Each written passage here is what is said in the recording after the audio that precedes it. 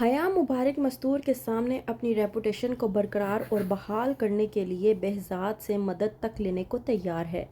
ڈرامے کی next episode میں آپ لوگ دیکھیں گے کہ کس طرح سے مبارک مستور اپنے بچوں سے کہتی ہے کہ بس بہت ہو گیا، ہم لوگوں کو اب یہ پروجیکٹ کرنا ہی نہیں ہے۔ جس پروجیکٹ کی وجہ سے میرے بچوں کی جان مصیبت میں آ جائے، اس پروجیکٹ سے اچھا یہ ہے کہ ہم لوگ اس سے قدم پیچھے لے لیں۔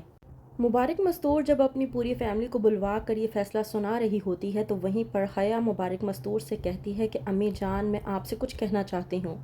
آپ لوگوں نے اس زمین کے قبضے کو لینے کے لیے کیا کچھ نہیں کیا، پر ہر بار آپ لوگ ناکام رہے۔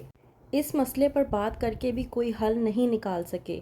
مجھے لگتا ہے کہ اگر آپ لوگ یہ کام مجھے سونپ دیں تو میں بڑے ہی طریقے سے اس کام کو نکلوا سکتی ہوں۔ امی جان، میں آپ سے وعدہ کرتی ہوں کہ پلاٹ کے قبضے کی فائل آپ کے قدموں تلے پڑی ہوگی۔ مبارک مستور حیا کا یہ انداز اور اتنا کانفیڈنس دیکھ کے پریشان ہو جاتی ہے، لیکن دوسرے ہی پل وہ حیا کو اجازت دے دیتی ہے کہ وہ جو کچھ بھی کرنا چاہتی ہے کر سکتی ہے۔ اس بات پر حیا مبارک مستور کو یقین دہانی کرواتی ہے اور کہتی ہے کہ آپ بے فکر ہو جائیں، یہ بات ہمارے گھر کی عزت کی ہے، اور رہی بات ہمارے گھر کی عزت کی اور مبارک مستور کی، تو اس کی خاطر مجھے کچھ بھی کرنا پڑا میں کروں گی۔ اگلے روز اچانک سے جب بیٹھی ہوتی ہے مبارک مستور آفاق اور آدم کے پاس کہ اچانک سے بھاگتی ہوئی حیا آتی ہے اور آ کر کہتی ہے کہ امی جان، روحان کو گولی لگ گئی۔ مبارک مستور حیا کی یہ بات سن کر ہی ڈر جاتی ہے۔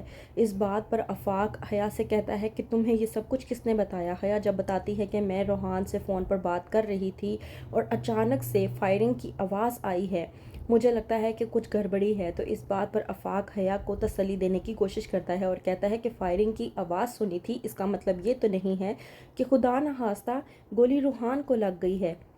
وہیں پر حیا کہتی ہے آفاق سے کہ آفاق بھائی، ظاہر سی بات ہے کہ فائرنگ کی آواز سنی اور اس کے بعد روحان نے مجھ سے بات تک نہیں کی، میں چیختی چلاتی رہی لیکن روحان نے مجھے جواب نہیں دیا، تو اس کا مطلب تو یہی ہوا نا کہ کوئی نہ کوئی گڑبڑی ضرور ہے۔ حیا کی یہ بات سننے کے بعد مبارک مستور پریشان ہو جاتی ہے اور سوچتی ہے کہ اس کے بیٹے روحان کے ساتھ آخرکار کیا ہوا ہوگا۔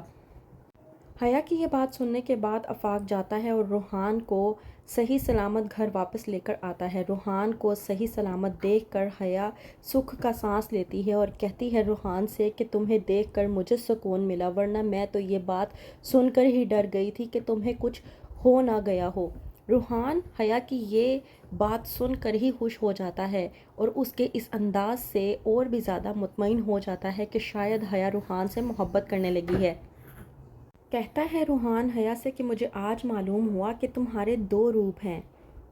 روحان کی یہ بات سننے کے بعد حیا روحان سے کہتی ہے کہ تم کیا کہنا چاہتے ہو، میں تمہاری بات سمجھ نہیں پا رہی، تو اس بات پر روحان جب حیا سے کہتا ہے کہ ایک وہ حیا ہے جو میرے سامنے کھڑی ہے اور ایک وہ حیا ہے جو تمہارے پیچھے ہے۔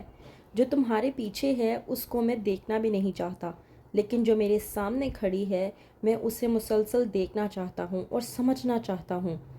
حیا روحان کی یہ بات سن کر اس بات کو لے کر اپنے آپ کو تسلی دیتی ہے کہ روحان کو پھر سے اس بات پر یقین آنے لگا ہے کہ میں اس سے محبت کرتی ہوں۔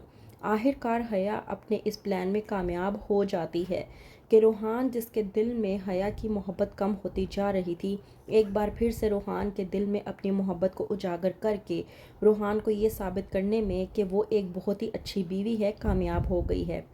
تو کیا کرے گی آگے حیا؟ کون سی نئی چال چل کے روحان کو اپنے قبضے میں لے گی؟ جاننے کے لیے دیکھتے رہیے ڈرامہ سیریل حیا۔